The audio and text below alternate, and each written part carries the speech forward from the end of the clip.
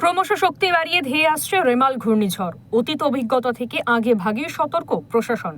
সেই মতো সরকারের পক্ষ থেকে নোটিশ জারি করে বন্ধ করে দেওয়া হলো গঙ্গা তীরবর্তী নৈহাটি ফেরিঘাটের ফেরি চলাচল।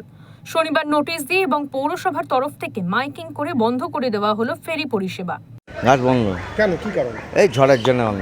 ঝড়ের জন্য বন্ধ।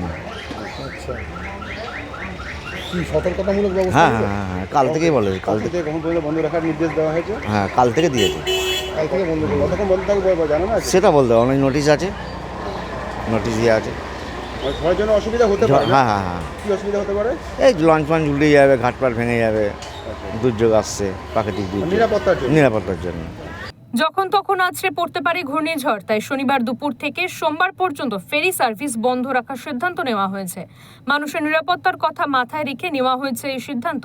সোমবার পরিস্থিতি কেমন থাকে তা দেখে সরকারি সিদ্ধান্ত অনুযায়ী ঘাট খোলা হবে বলে জানালেন নৈহাটি পুরসভার ফেরি সার্ভিসের কর্মীরা। আমাদের সরকার থেকে আমাদের নোটিশ পাঠিয়ে দিয়েছে, নোটিশ আমাদের সামনেই টাঙানো আছে। আমি ওয়েস্ট বেঙ্গল জলসাথী ডিপার্টমেন্টে আছি। তা আমাদের ঘাট আগামীকাল, আজকে এবং গতকাল, আজকে এবং আগামীকাল 3 দিন ঘাট বন্ধ থাকবে। সরকারের নোটিশ জারি করা হয়েছে। আমাদের কারণে আপনারা জানেন যে এই ঝড় যখন তখন উঠতে পারে। সরকার থেকে ওই জন্য আগে থেকে সিদ্ধান্ত নিয়ে নিয়েছে, মানুষ যেন কোনো বিপদে না পড়ে।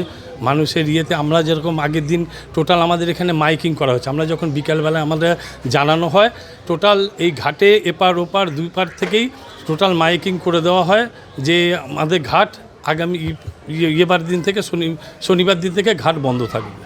নৈহাটি থেকে প্রতীতি ঘোষের রিপোর্ট, ওঙ্কার বাংলা।